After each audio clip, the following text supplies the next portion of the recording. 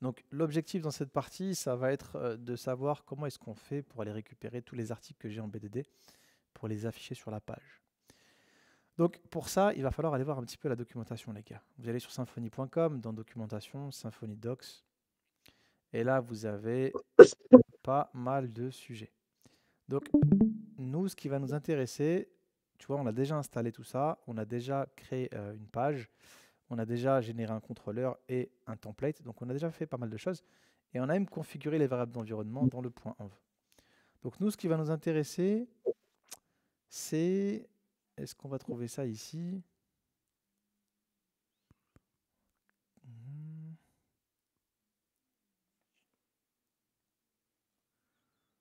Donc je sais pas où est-ce qu'ils ont mis ça. Après, tu as vu, il faut juste trouver où est-ce qu'ils mettent ça. Il y avait un truc database juste avant. Ah, dans The Basics, juste en dessous database. Yes. Donc tout ça, nous, on l'a déjà fait, on a déjà créé notre entité, etc., etc. On a créé nos fichiers de migration, vous avez compris ce que ça faisait. Donc là, ça, ça explique en fait tout ce que je vous ai déjà dit. Nous, c'est pas ça qu'on veut faire.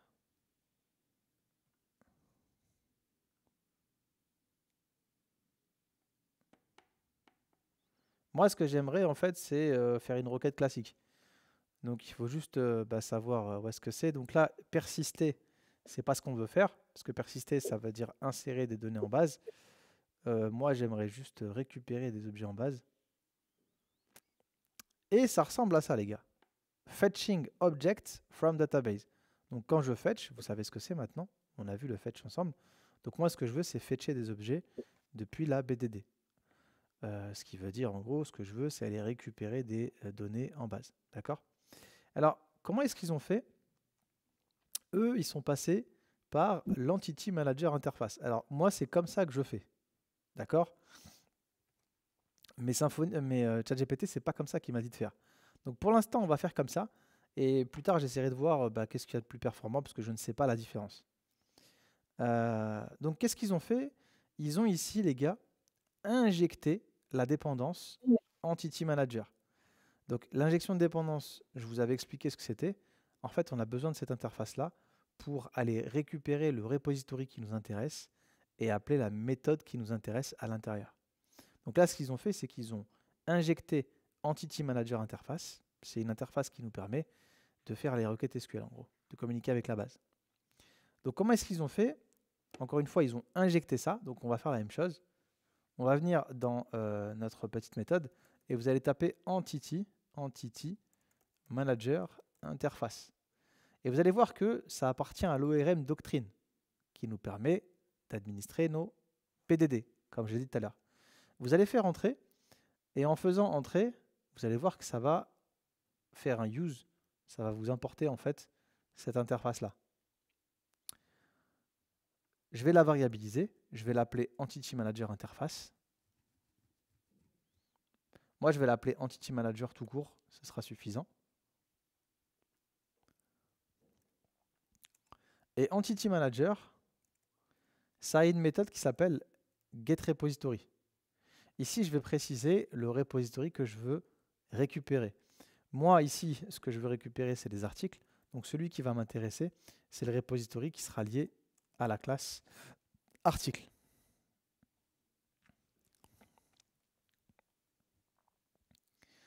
Et tout à l'heure, je vous avais expliqué que les repositories qu'on va créer, enfin que Symfony va nous créer, l'avantage, c'est qu'elles ont déjà les méthodes qui nous permettent de faire un CRUD complet. Comme nous, on l'avait fait pour le modèle MVC, sauf qu'ici, on n'a pas eu besoin de les faire. Elles sont déjà prédéfinies. La preuve, c'est que si je tente d'appeler une méthode de ce repo-là, vous allez voir que vous avez pas mal de méthodes qui sont prédéfinies. Vous avez count, create, find, find all, find by, find one by, etc. Moi, ce que je veux, c'est tout récupérer. Je vais appeler la méthode find all. Donc ça me récupère tous les articles en BDD. Je vais variabiliser ça. C'est des articles. Donc moi, je vais créer une variable que je vais appeler article. Maintenant, il faudrait que je passe ça à la vue. Pour passer ça à la vue, je vais créer un paramètre de vue que je vais appeler article et sa valeur, ça va être $article.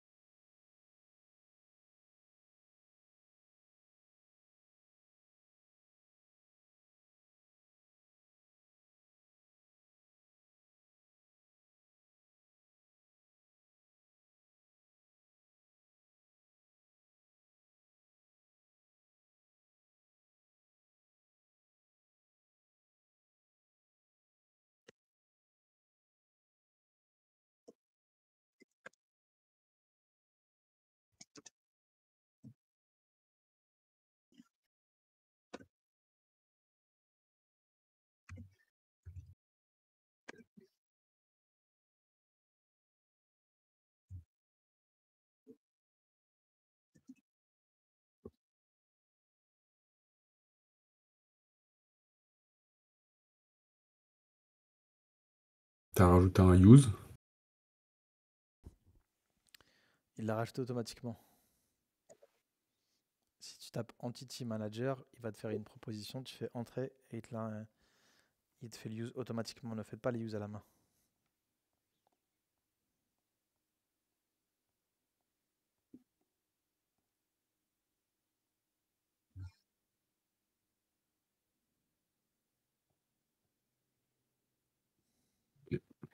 Et à quel moment il te l'a rajouté?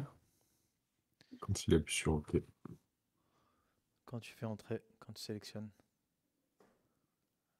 Alors maintenant qu'on a récupéré tout ça, je pourrais débugger. Hein. Je pourrais faire ici un die de article, ou plutôt dd, faites dd, pour voir si j'ai bien récupéré tous mes articles. Alors pour ça, il faudrait déjà que j'ai des articles. Donc je vais aller en insérer en BDD. Ici, je vais mettre super article comme ça. Et la catégorie, j'en ai pas. Donc par contre, il faut créer la catégorie en premier. Donc allez créer une catégorie. Moi, je vais l'appeler, je sais pas, Guy JJB.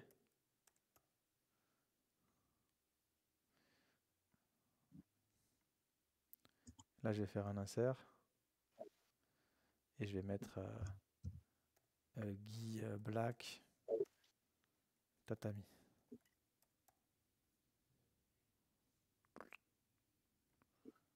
Donc je vais choisir la catégorie, exécuter. Je vais en créer un deuxième histoire qu'on en ait deux. Et là, je vais mettre Guy Red. Attends, t'es allé trop vite là. J'ai fait 2 inserts en base. Tu vas t'en sortir, non? J'ai créé une catégorie de 2 articles.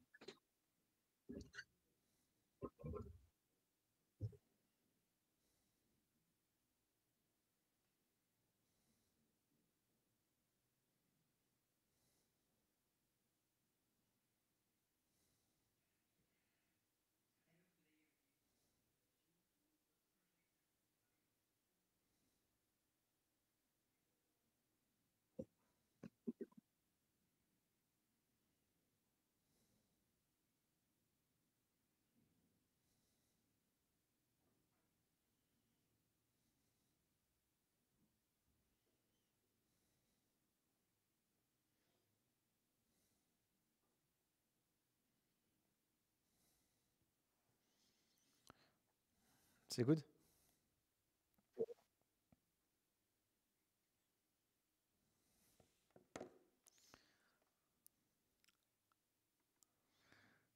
Donc, je vais venir ici, je recharge, et regardez ce que j'ai. J'ai bien un arrêt avec 2 entités articles et mes données à l'intérieur. Et vous allez voir que Symfony nous permet également d'avoir les informations sur la foreign key catégorie. Donc je suis capable à partir de là d'aller également récupérer les informations de la catégorie. Pourtant, je n'ai pas fait d'inner join. C'est ce qu'on appelle le mode lazy en Symfony.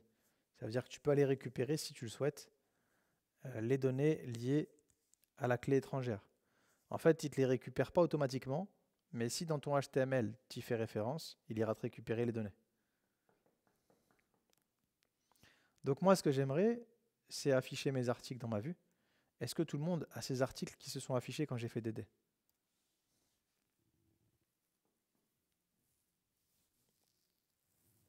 Attends, je regarde.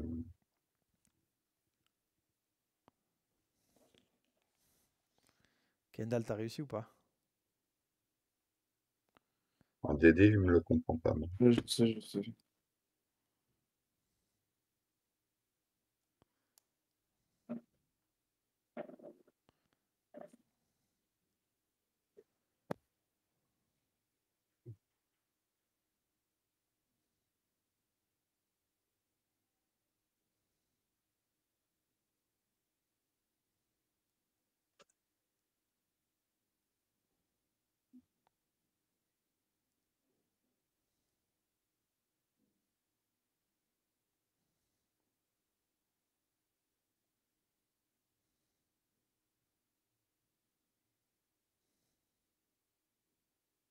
Moi, il m'a toujours pas ajouté les use, là.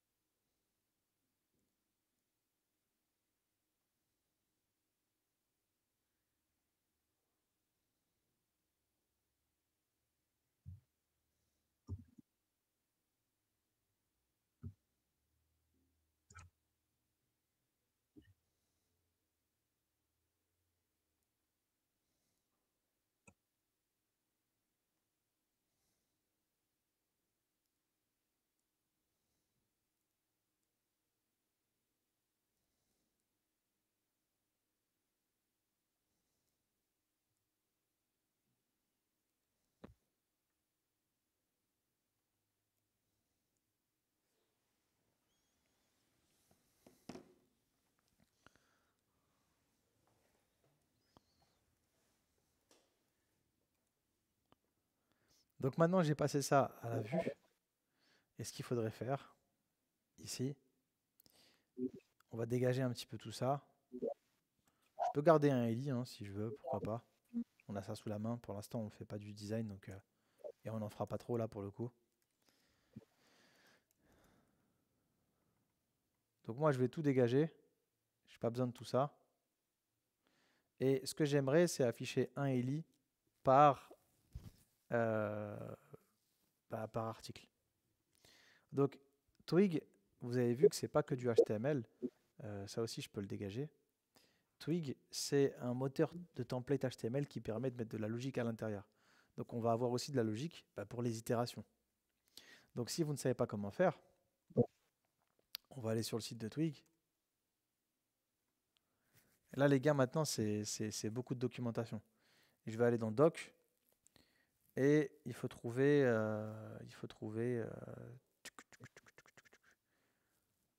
itération. Donc, il faut trouver un truc là-dedans. Variable, comment, template, expression, iterable operator. Donc j'ai trouvé iterable operator.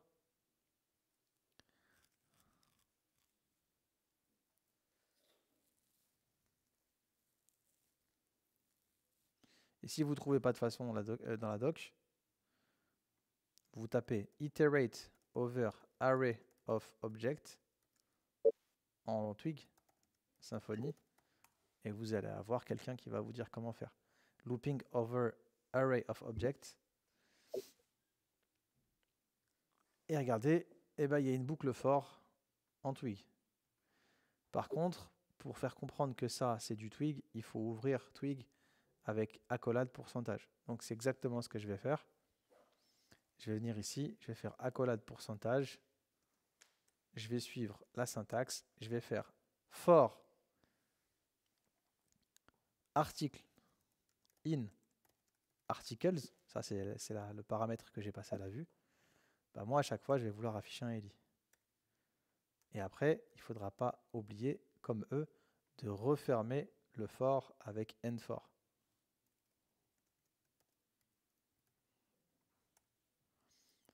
Je vais venir ici, et ce que je vais vouloir interpréter, c'est un article. Pour interpréter la variable, n'oubliez pas que c'est les doubles accolades. Donc je vais venir ici. Je ne peux pas faire juste article parce que c'est un objet. Moi, ce qui va m'intéresser, c'est par exemple afficher le titre de l'article. On ne fera pas getTitle, on passera directement par la propriété. Je vais venir ici et je vais faire title. Et normalement, sur votre page d'accueil, vous devriez avoir vos articles en BDD qui s'affichent.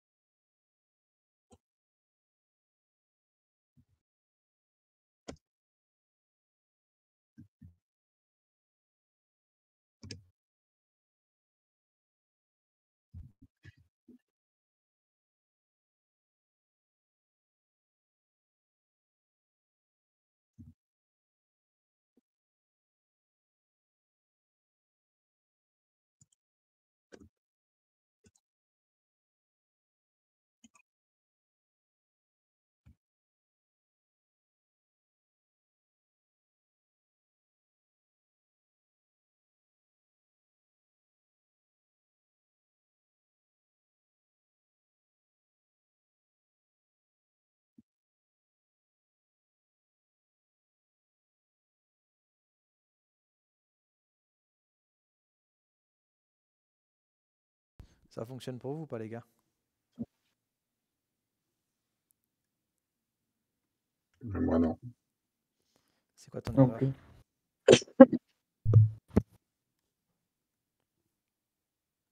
Alors, moi, il me dit que case mismatch between loaded and declared class name app entity category.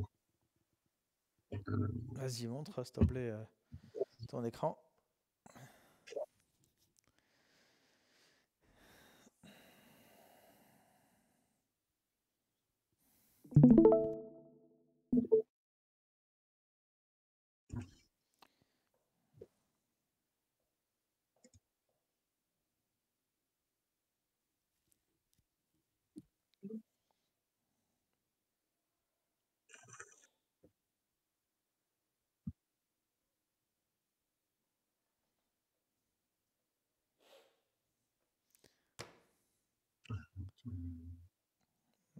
Ton écran, il veut pas charger. Attends, je vais essayer d'arrêter le mien, mais...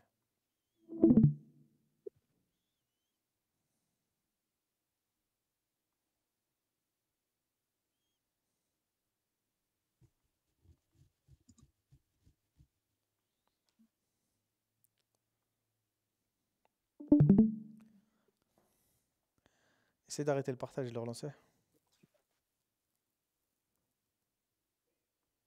Bon.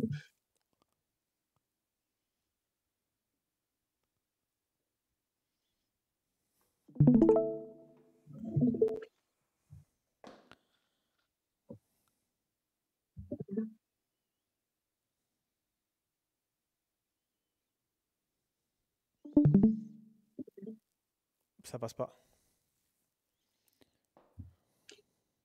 Eh ben, ça a du mal aujourd'hui.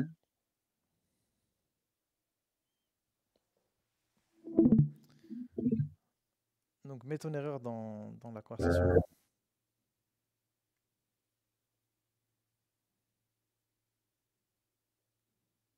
alors, quand je mets la page Internet,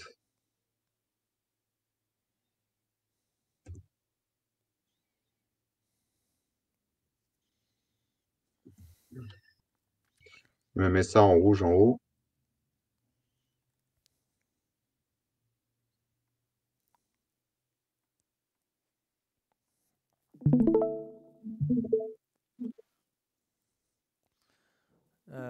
Ça veut dire que tu as utilisé catégorie quelque part et au lieu de mettre un C majuscule, tu as mis un C minuscule. Mais nous, on n'a pas utilisé. Catégorie, ben ouais. J'ai du article. Essaye de repartager ton écran. Parce que là, sans écran, c'est infaisable.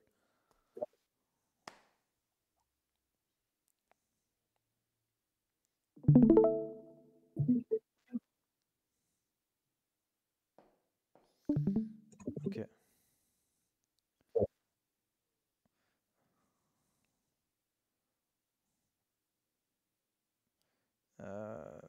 Va dans ta vue.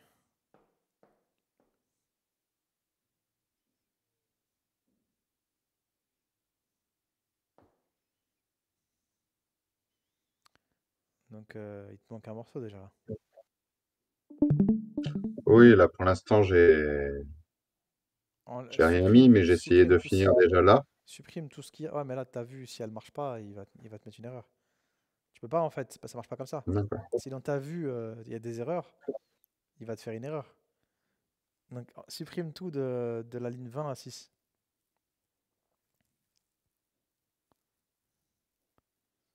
Tu auras des erreurs PHP si ta vue ne marche pas.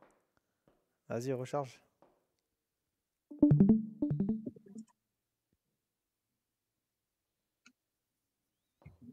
Donc voilà. Il faut tout finaliser. Hein. C'est D'accord. pas que le backend qui est interprété. Donc là, t'es bon là. Ouais, ouais. C'est juste qu'il te manque un morceau. Ok, merci. Donc là, il te manque ça. Donc là, je viens de vous montrer comment récupérer un repository et comment faire une requête. Là, on a fait un select all, un find all. C'est une requête prédéfinie qui va faire le select all que nous, on avait fait dans le modèle MVC. Mais plus tard, on pourra faire des choses plus complexes et aller appeler des méthodes custom qu'on va créer dans article repository. Mais déjà, maintenant, vous savez comment afficher des données qui nous viennent de la BDD. Donc, ce qu'on va faire juste après, c'est qu'on va créer un CRUD complet qui nous permettra d'ajouter, supprimer, etc., des articles. La différence par rapport à ce qu'on a fait avant, c'est que le CRUD, c'est pas nous qui allons le faire. Donc on se voit à la prochaine vidéo, les gars.